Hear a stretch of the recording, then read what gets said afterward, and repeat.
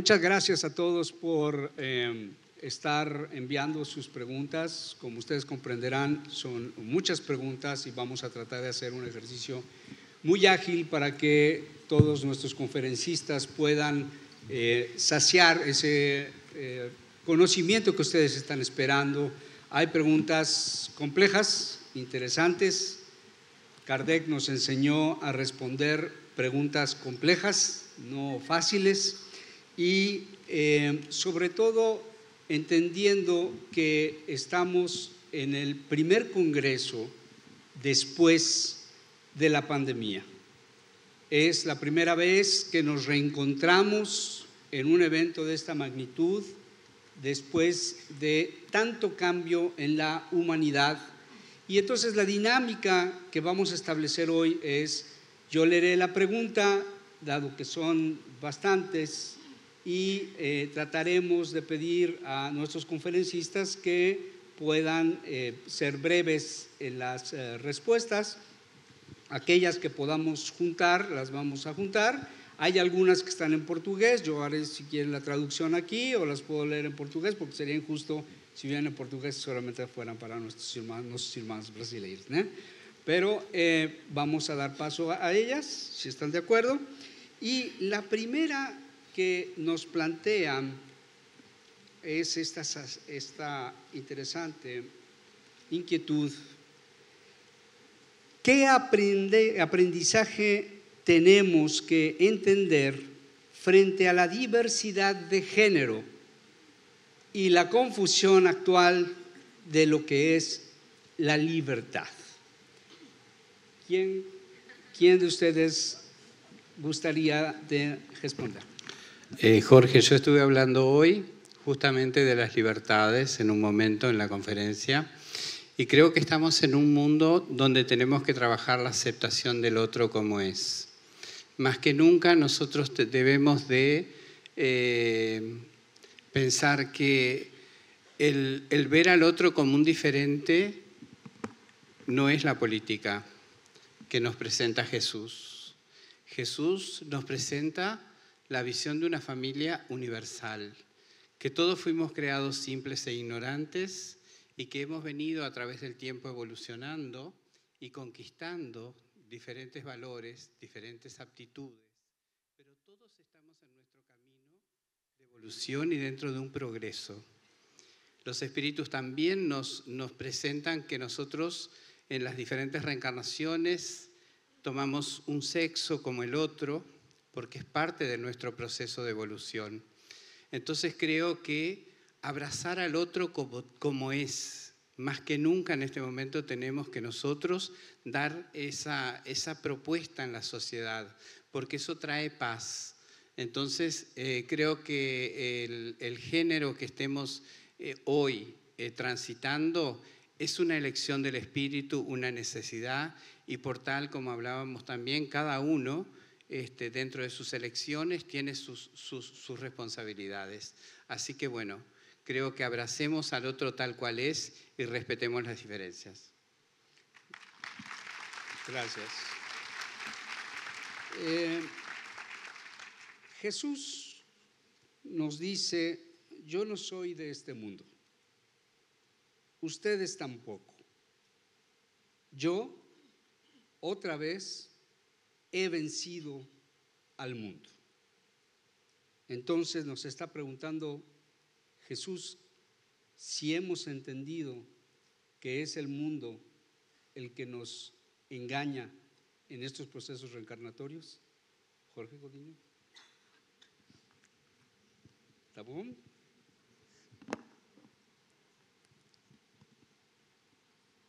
Jesus, nós sabemos que antes deste habitat, ele já era um espírito crístico. Então, quando ele diz que não é deste mundo, realmente ele não é deste mundo. Não é deste mundo no sentido de um habitat. Mas também nós podemos compreender, não é deste mundo, do mundo que se vivia à época que nós vivemos. Um mundo voltado para atender às coisas perecíveis. Porque Jesus, ele veio nos dar um exemplo inigualável de um amor que é característica de espíritos instruídos e depurados, que já têm sentimento desenvolvido. O espírito Lázaro, no Evangelho segundo o Espiritismo, nos traz, quando fala da lei de amor, uma síntese para que nós possamos entender o amor de Jesus. E, naquele instante, ele diz que, no início, somos instintos, avançados e corrompidos, temos sensações, instruídos e depurados, temos sentimento, e que o amor é o ponto mais delicado deste sentimento. Não é o amor vulgar, não é este amor sensual, o amor posse, que nós ainda estamos experienciando. É este amor sublime que ele nos demonstrou, amando-nos indistintamente. Então, ele venceu o mundo, esse mundo que nós vivemos, ainda nas nossas imperfeições. Porque não temos sentimento, temos sensações, mas ele já tinha o sentimento. E o sentimento dele é esse ponto mais delicado, que é o amor que ele nos deixou. Então, quando ele afirma isso, podemos entender esses dois aspectos. Ou o mundo que nós vivemos, que achamos que é voltado mais para o hedonismo, para as coisas perecíveis, ou se raciocinarmos o mundo como sendo um habitat, realmente, ele não é deste habitat, porque ele é o governador dele. Ele é o responsável por todos nós, criaturas, que aqui estamos neste processo evolutivo.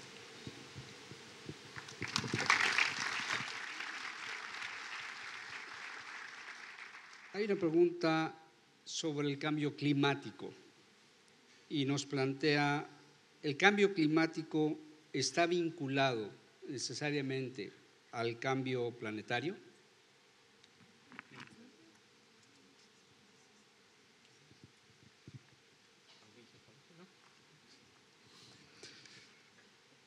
Nós, enquanto seres humanos, recebemos esta morada e, naturalmente, somos responsáveis pelo que dela fazemos. Isso, de certo modo, é o que está até representado no simbolismo do Gênesis, quando vemos ali a figura de Adão como o rei da criação. Nós, ao longo dos séculos, temos entendido de uma maneira um pouco equivocada essa incumbência que nos foi dada, porque é para sermos rei da criação, segundo o reinado que o Cristo nos ensinou. Não o rei, portanto, que domina, que apenas usa e abusa, sem pensar em reverter tudo o que recebeu para o progresso, para a ascensão. Então, esse é um tema que se expande muito, faz-me recordar a própria figura de Paulo, que trabalha isso na sua Epístola aos Coríntios, capítulo 15. Ele trabalha essa ideia do primeiro Adão e do último Adão. O primeiro Adão é a imagem da nossa condição, aqueles que voltamos as costas ao direcionamento divino e queremos fazer o que bem entender. Queremos usurpar de Deus um papel que é dele, colocando-nos como centro da criação. Tudo gravita ao redor dos nossos interesses, tudo gravita ao redor de nós. Esse é o sentido deturpado do rei da criação, o primeiro Adão. Mas Paulo fala do último Adão. Ele diz, o primeiro Adão é alma vivente, o último Adão é espírito vivificante. Quem é o último Adão? É a obra acabada. O primeiro Adão é o projeto, é a planta, é o esboço. O último Adão é Cristo, é o espírito em plena conformidade com a vivência divina, portanto, também em harmonia com a natureza. Quer neste mundo, quer em outro mundo, quer nesta constelação, neste sistema solar, quer em qualquer parte. Então, nós estamos todos, e essa é a jornada simbólica das Escrituras, que é a jornada da evolução, transitando do primeiro Adão para o último Adão, que é a referência, que é o modelo. Paulo já via isso há 2000 anos. O último Adão que nos foi dado como modelo é aquele que nos ensina, então, de fato, o que é ser imagem e semelhança do Criador. Então, tudo que nós vemos em termos de desajustes, de desequilíbrios que marcam os nossos tempos, tempos de transição, tempos de excesso, em que o planeta também vai nos dando informações e registros de que algo não está tão bem, tudo isso é resultado dessa incompreensão em relação ao nosso papel, enquanto seres já dotados de razão, de consciência, para não só tomarmos as melhores decisões a nosso respeito, tendo em vista a nossa evolução, como também sermos uma nota harmoniosa no grande concerto divino da criação. Então, é bonito pensarmos, por exemplo, que um Leon Denis, no seu livro O Grande Enigma, ele dedica a primeira parte a estudar as grandes questões da filosofia, e na segunda ele vai fazer a mesma coisa, só que olhando a natureza, as experiências das próprias viagens dele. Então ele vai falar da montanha, ele vai falar do mar, ele vai falar do céu, das estrelas, dizendo-nos, aí também está a nossa comunhão com Deus. É parte também do nosso processo de amadurecimento e de entrada numa nova fase, o estudarmos, o compreendermos a natureza e nos integrarmos harmoniosamente a ela, no justo uso das coisas, fugindo ao abuso que nasce da paixão. Isso está também, por exemplo, em algo que eu demorei algum tempo para entender mais a fundo, mas que é uma orientação que o grande espírito Eurípides Barçanufo, apóstolo lá das terras das Minas Gerais, de Sacramento, grande espírito, e ele, como sabemos, funda um colégio espírita no início do século XX, Colégio Allan Kardec, ainda hoje lá existe em Sacramento. E ele passava por um momento difícil, antes se chamava Liceu Sacramentano, quando ele se converte ao espiritismo, todos os pais começam a tirar as crianças do colégio, da escola. E em um determinado momento, ele, muito triste com aquele desfecho e tal, percebe uma presença. E ele não se considerava, então, digno daquela presença, reluta, resiste por algum tempo, mas ela insiste em transmitir uma mensagem por seu intermédio. Que lhe diz, então, troque o nome de Liceu Sacramentano para Colégio Allan Kardec. Ensino o evangelho do meu filho às quartas-feiras e dê às crianças aulas de astronomia. Eu acobertarei o colégio sob o meu manto. Assinado Maria, serva do Senhor. Claro, a parte do evangelho eu acho que é mais compreensível para todos nós, mas eu demorei algum tempo para entender o dê aulas de astronomia às crianças. É algo do porvir, é o ser humano que consegue ler em cada página do livro vivo da natureza, como Leon Denis também nos ensinou tão bem, a presença divina, a perfeição da obra do Criador. Então, é parte sine qua non desse nosso processo de amadurecimento, claro, aprendemos a conviver melhor com o planeta, valorizar a escola, a morada que nos foi dada, e, claro, fazer dela, de fato, um jardim, um Éden de bênçãos e de luzes que ela nos tem proporcionado. Obrigado. Tenemos una pregunta doble. Vivimos una epidemia de depresión, una epidemia también de suicidios en crianças, y la pregunta la hacen directamente a Denise. Como você vê a participação dos jovens nos estudos espíritas? Você acredita em um espiritismo forte nos novos tempos? Eu estava aqui pensando que me mandem uma pergunta que eu saiba responder. Essa eu sei. Eu vejo com muito bons olhos a participação dos jovens. Durante décadas, eu fui evangelizadora de jovens na Casa Espírita e eu sou professora de turmas de jovens há muito tempo.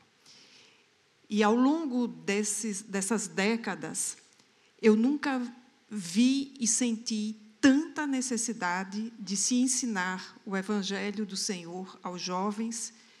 E agora, pegando a carona do que Arthur nos lembrou, ensinar os jovens a olharem as estrelas. Porque os jovens estão olhando muito para baixo, para a terra, para em torno de si, e se conectam não apenas com as suas dores, mas com as dores que estão presentes na humanidade. A geração que aí está, entre os 18 e 29 anos, que é um marco no Brasil hoje para definir o fim da juventude e o início da vida adulta, é uma geração que sofre imensamente e que talvez, como nenhuma outra que nós conhecemos antes, precisa de consolação, de instrução e de trabalho no bem. Então, nós temos uma demanda de, como adultos, irmos ao encontro dos jovens, levando a doutrina espírita nas suas formas, nas suas linguagens de compreensão, mostrando o quão profunda e consoladora é essa doutrina. E eu não tenho a menor dúvida que dos jovens virá uma contribuição extraordinária aos tempos futuros. Porque com Jesus foi o discípulo mais jovem, João, que deu a contribuição fundamental na hora mais difícil. Responsabilizou-se por ser o filho adotivo de Maria. Em torno de Allan Kardec estavam jovens médiuns, e depois o jovem Leon Denis, para destacar um deles, conforme a conferência de Arthur Valadares hoje cedo. Francisco Cândido Xavier era um jovem quando entregou-se ao trabalho mediúnico. Divaldo Franco, igualmente, era um jovem. Às vezes nós temos a ideia ingênua de que todos os jovens deverão ter missões, mas nós sabemos que é o sal da terra, é um deles. E nós precisamos trabalhar, de fato, no atacado, com os jovens, para que o varejo desponte.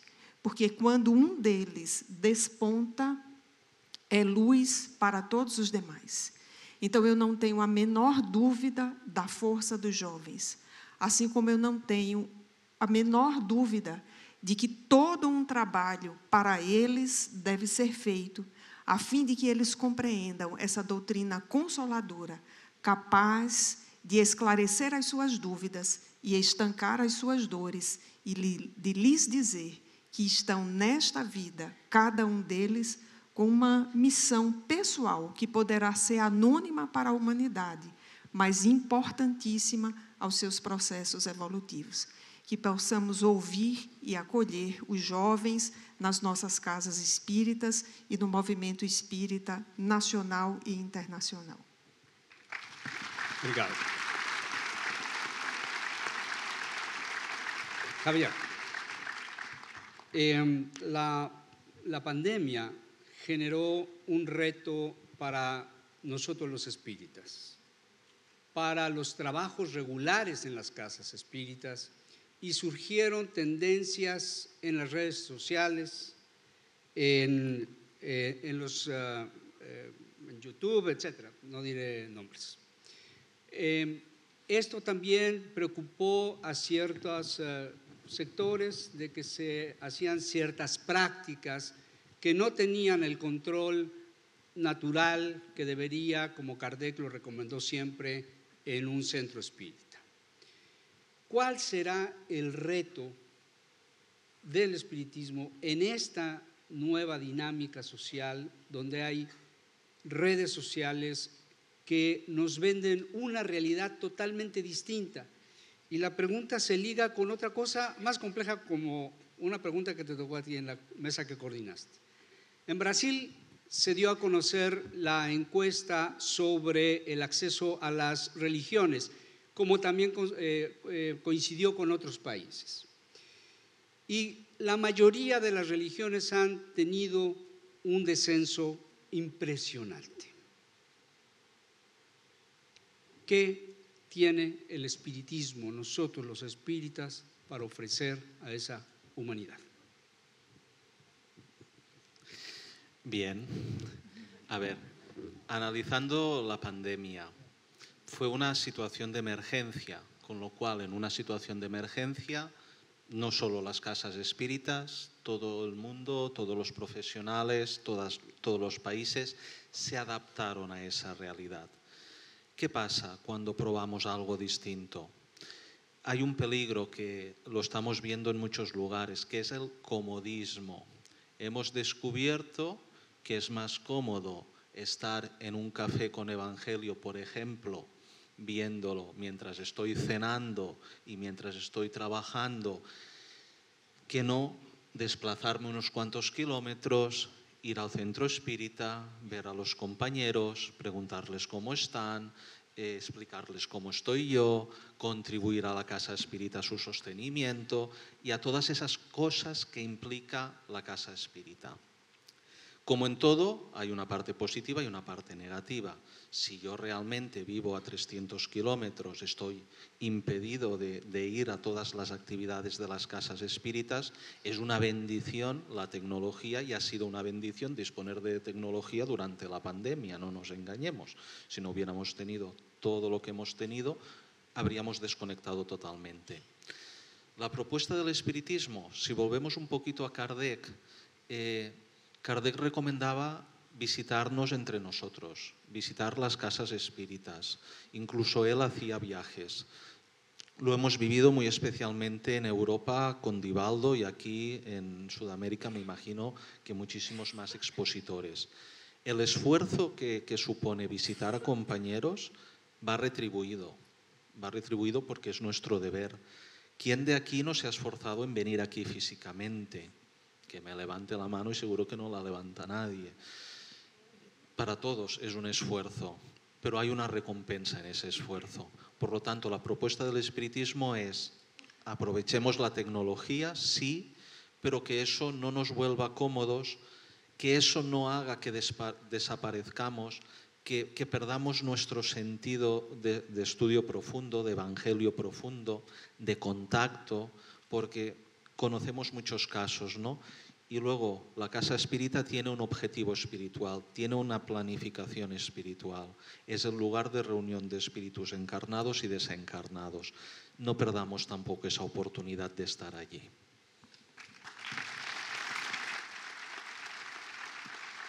¿Alguien más, dada la magnitud de la pregunta, quisiera agregar alguna cosa más respecto de la misma pregunta? ¿Alguien quisiese sobre este asunto? Numa análise desse pós-pandemia, que nós tivemos a bênção de recebermos um livro que o Alto autorizou pela mediunidade de Divaldo, No Rumo da Regeneração. Eu vejo essa obra com uma importância muito grande, porque as obras mediúnicas que falam de contextos, normalmente nós as conhecemos de contextos passados. Pelo menos não é do meu conhecimento. Durante um evento, um momento, que foi o que nós passamos da pandemia, o Alto autorizar uma obra que fala sobre aquela conjuntura que nós estávamos vivendo. Então, o livro, No Rumo da Regeneração, falou-nos da pandemia, com uma visão de ambos os planos da vida. E o livro traz algumas informações interessantes. O antes da pandemia e o depois não são iguais. O depois da pandemia não será igual ao antes da pandemia. Outra informação. Esta pandemia é diferente das demais. As demais pandemias, elas tiveram seu início, meio e fim. Esta é seletiva de ideias e de espíritos. Alguns pensaram que essa seleção de espírito eram aqueles que já estavam sendo selecionados para ir ao planeta que, naturalmente, na separação do joio e do trigo, muitos de nós estaremos indo para lá. Mas não. A obra nos traz dizendo que foram espíritos que, no propósito existencial, diante da lei divina, se voluntariaram para que a humanidade, com a desencarnação em massa que aconteceu, pudéssemos aprender com este fenômeno pandêmico. Quando nós analisamos a questão do comodismo, é um fato houve um comodismo. Mas, se nós analisarmos o aspecto da casa espírita, porque, quando falamos do comodismo, estamos falando do trabalhador e do frequentador. E a casa espírita? Quando nós analisamos, verificamos um fato interessante.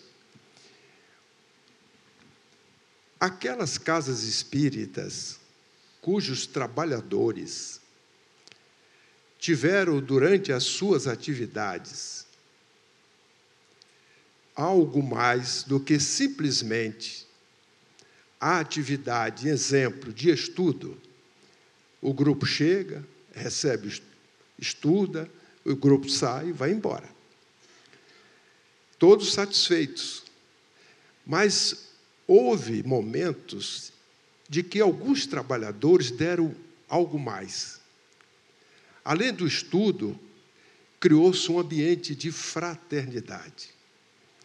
Um ambiente de que aquelas pessoas que ali estavam sentiam-se irmanadas, não pelo estudo, mas pelo sentimento que foi criado. Estas pessoas tiveram a oportunidade do comodismo. Algumas até declararam que preferiram ficar em casa em alguns instantes, mas sentiram saudade. Saudade do facilitador, saudade do grupo, dos amigos, e retornaram. Então, além do comodismo, nós devemos raciocinar como instituição espírita, e aqui eu relembro uma mensagem do Dr. Bezerra, no Grupo Ismael, no ano de 1941. Ele se dirigiu dizendo assim: aqueles que desejarem conduzir uma coletividade espírita com segurança, procurem a luz do Evangelho. Foi isto que me fez chegar aqui, mantendo a minha fidelidade até o fim. E é isto que fará com que vocês cheguem ao seio do Senhor, alegres, ditosos, com a consciência tranquila pelo dever cumprido.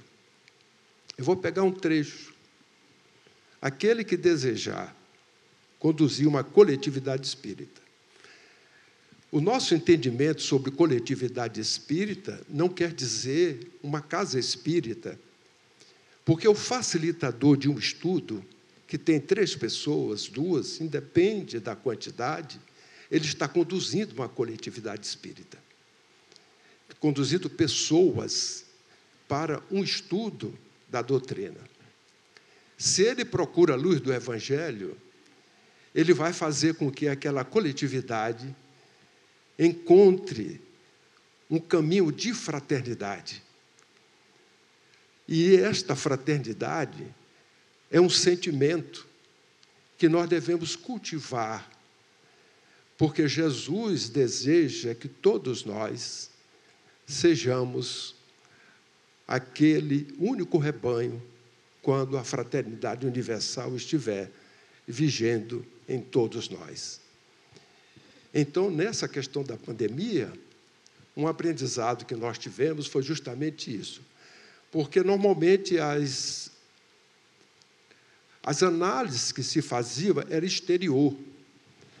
A casa espírita estava olhando o trabalhador que não voltou e o frequentador que diminuiu. Mas, na hora que ela fez uma análise dela mesma, ela identificou que, se tivesse realizado naquela casa os estudos, dando um pouco mais para que a casa espírita se transformasse na casa do caminho, porque o centro espírita, ele também deve transformar-se. Nós dizemos que ele é uma escola de espiritismo, mas a pandemia nos ensinou muita coisa. E o centro espírita deve transformar-se numa escola do Espírito. Eu vou repetir. Há uma diferença. Porque hoje, pós-pandemia, chegam a casas espíritas pessoas de outros credos religiosos. E elas não têm a denominação de espírita. Têm a denominação dos seus credos. Mas ali estão aprendendo os princípios universais. Estão educando o espírito, descobrindo de que somos imortais, há comunicabilidade entre ambos os planos da vida. E se a casa espírita, ao invés de ser escola de espiritismo, só vai espírita, mas se ela for uma escola de espírito, ela abrigará toda a humanidade com todos os seus credos.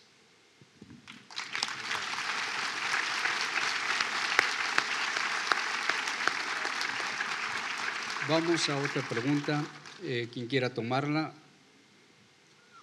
¿Cómo distinguir la voz de un espíritu de la proyección del propio inconsciente? Joana de Ángeles. Essa é uma pergunta muito boa para o Jacobson Trovão, que hoje pela manhã falou sobre esse tema, né? Então, se ele estiver no auditório, sinta-se também convocado a responder o tema. Não sei se ele está por aí. Essa é uma questão muito importante, muito séria, e que deve receber a nossa atenção.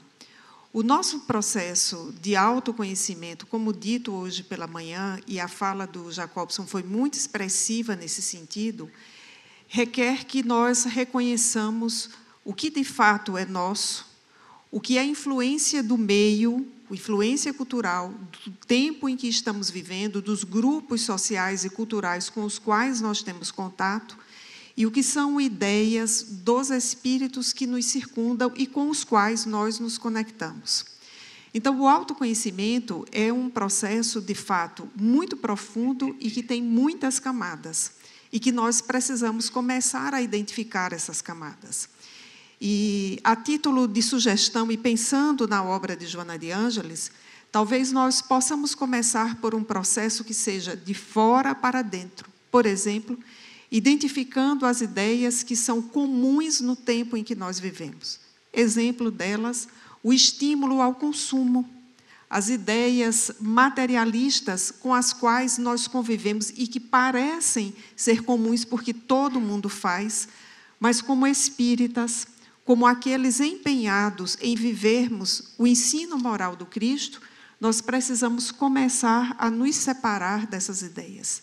É nesse sentido que Allan Kardec, naquele slide que eu projetei no final da palestra, fala da influência do espiritismo. Porque é quando nós, os espíritas, vamos vencendo essas camadas exteriores, essas ideias que são do nosso tempo, mas que não nos dizem mais respeito, porque nós estamos num outro rumo, é uma outra escolha, é separar o joio do trigo. Esse é um exercício diário. Porque essas ideias do senso comum, as ideias materialistas, reforçadas por todas as instâncias de comunicação com as quais nós travamos contato, pela repetição em que elas se colocam, elas parecem também ser nossas. Então, o exercício de verificar que elas não se coadunam com a mensagem do Cristo é um exercício diário. Começamos por essa sugestão.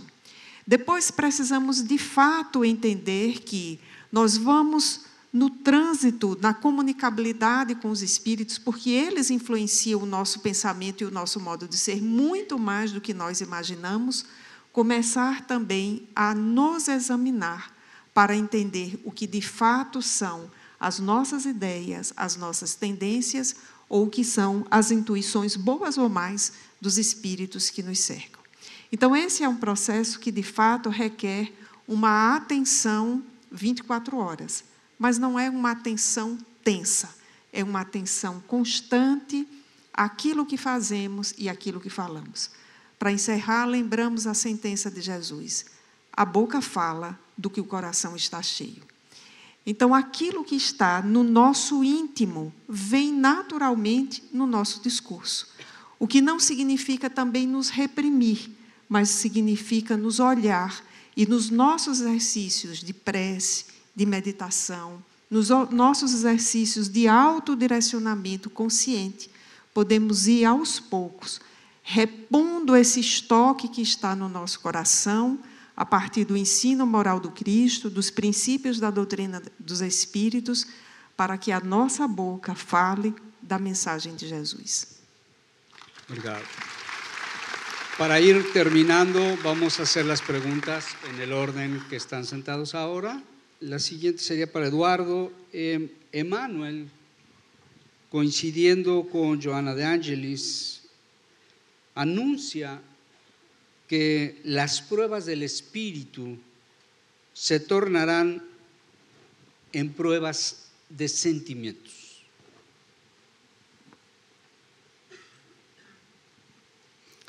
Yo creo que más que nunca, en este momento, necesitamos vivir el Evangelio. Creo que la propuesta del Cristo nos llega tan profundamente para que ya esa literatura que a tanto tiempo la obtuvimos y seguramente todos hemos tomado contacto con ella, la pongamos en práctica. Porque hoy realmente vivimos grandes dolores del alma. Los conflictos que tenemos son mentales. Estamos viviendo una pandemia de salud mental.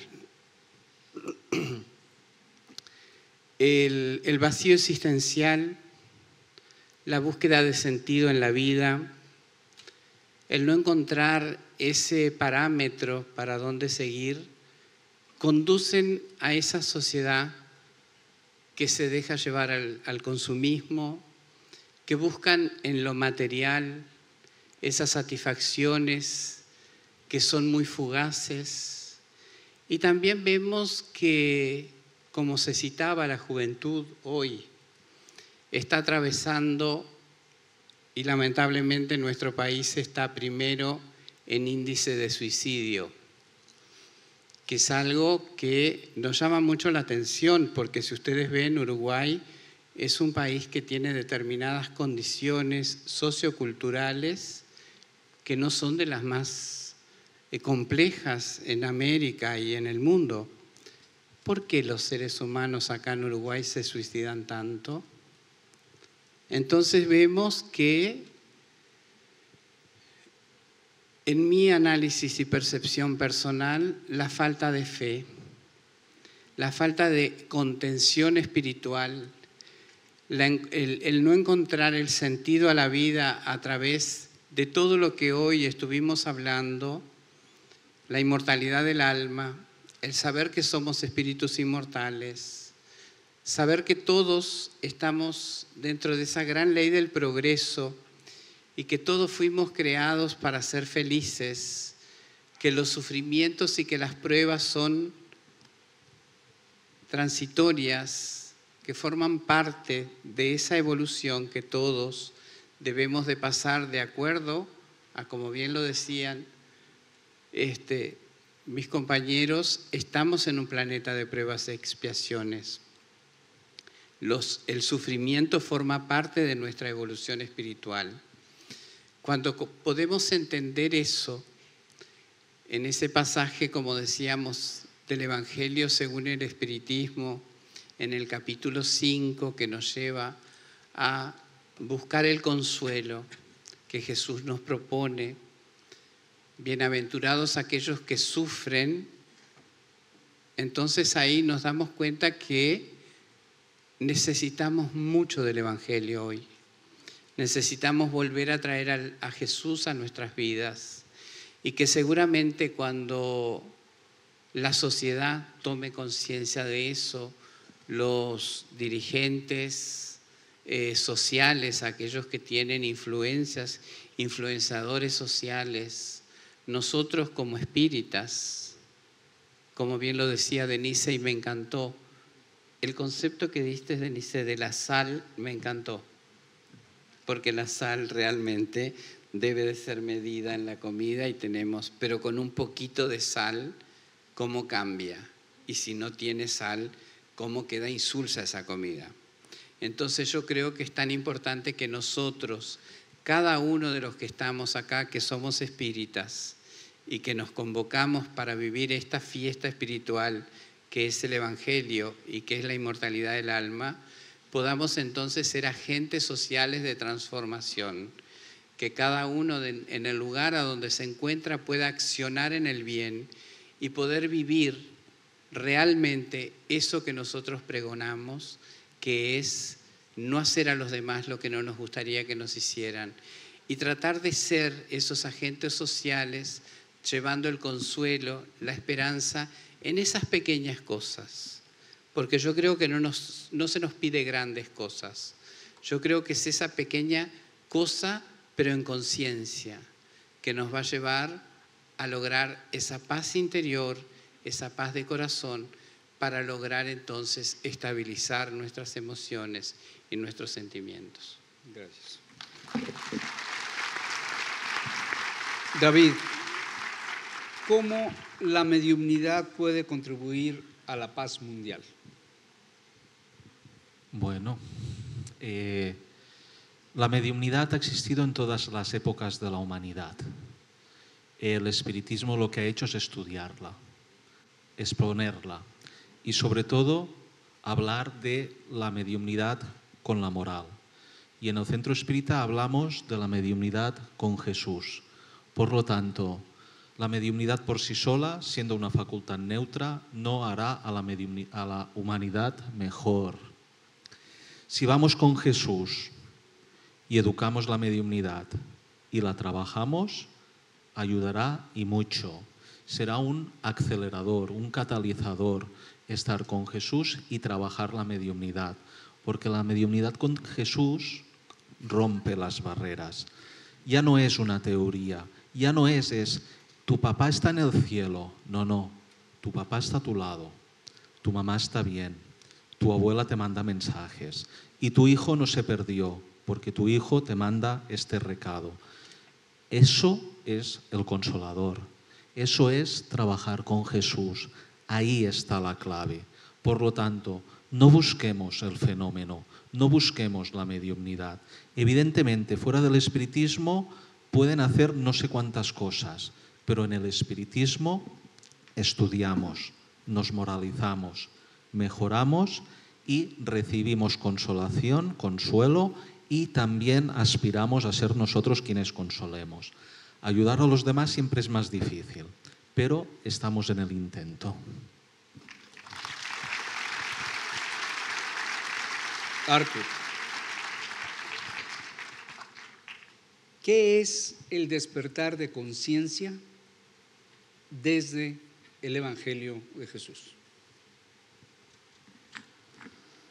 Questão profunda, tentar descrever o que seja esse despertar, e penso que talvez por isso, para tornar ainda mais palpável para nós o que é esse processo, o benfeitor Emmanuel resolveu fazer na forma de um livro, na verdade de uma narrativa, que nos mostra desde o espírito em pleno antagonismo à mensagem do Evangelho, até a sua consagração final, 30 anos depois de muito trabalho, de muitas lutas, de muito esforço, a nos demonstrar o que de fato é despertar e incorporar o Evangelho do Cristo. Emmanuel mesmo descreve no prefácio do livro Paulo Estevão qual o intuito daquela obra. E um dos motivos daquela obra é justamente nos demonstrar, por meio de um exemplo prático, palpável, que toque a nossa vida, que se aproxime das nossas fragilidades, das nossas paixões, da nossa natureza humana, nos demonstrar o que de fato é o Evangelho quando encontra guarida em um coração. Há uma mensagem sua no livro Caminho, Verdade e Vida, em que ele assim descreve o Evangelho como sendo o código de ouro das vidas transformadas para a glória do bem. É uma mensagem que, inclusive, ele fala da figura de Madalena e da figura de Paulo de Tarso, como essas vidas que expressam esse código de ouro no seu imenso potencial despertador, transformando as vidas que outrora caminhavam entre sombras, na ignorância, entre as brumas das paixões, para a glória do bem. Então, acho que a espiritualidade, não só por meio dos romances de Emmanuel, mas tantas outras referências, em nos trazendo a realidade, o relato, as narrativas em torno da própria trajetória de outros espíritos, torna isso muito acessível para nós, mostrando-nos que, primeiro, há de existir uma abertura, há de existir uma boa vontade. Nós que temos caminhado, às vezes, por atalhos, que temos escolhido sendas espinhosas, cedo ou tarde, o vazio clama por algo que o possa preencher. Era esse o estado mental, psíquico, de Saulo de Tarso às portas de Damasco. E Humberto de Campos, o grande escritor brasileiro, ele faz questão de nos lembrar que, não por acaso, Jesus resolve nascer num período de censo. Porque é aí que o Evangelho encontra mais espaço dentro de nós. Quando já as antigas fórmulas não fazem mais sentido. Quando já a vida, as metas que antes, por séculos, talvez percorríamos, buscávamos, já não fazem mais sentido. Quando há na alma uma ânsia por infinitude, por plenitude, por realmente se saciar daquela água da vida, quando há esse recenseamento interior, é então que o Senhor encontra espaço para nascer em nós. Mas aí é só o início. Há toda a jornada de configuração do discípulo ao mestre, porque essa é a jornada de todo o Evangelho, do antagonismo à indiferença, à condição de multidão, quando buscamos apenas tendo em vista o imediatismo, as satisfações mais imediatas, adentrando enfim a condição do discípulo, o discipulado, a luta árdua, o bom combate de cada dia, o bem que intentamos fazer, mas que ainda não fazemos, o mal que já não queremos mais fazer, mas que ainda fazemos, a luta do discipulado, o mestre a se configurar no discípulo, para que um dia nos alcemos, enfim, à condição do apostolado. Mas, bem digamos, como dizia Paulo, ele, creio, sintetiza muito bem o estado em que nos encontramos. Diz-nos ele, outrora erais treva, mas agora sois luz no Senhor. Andai, pois, como filhos da luz. Já não estamos mais nas trevas. Já não tateamos mais em sombras. Já temos conosco a luz do Senhor. Falta-nos agora andar como filhos da luz. E para encerrar, a última pergunta para George. Jesús dijo que la verdad nos hará libres. ¿Cómo distinguir la verdad entre tanta falsa verdad?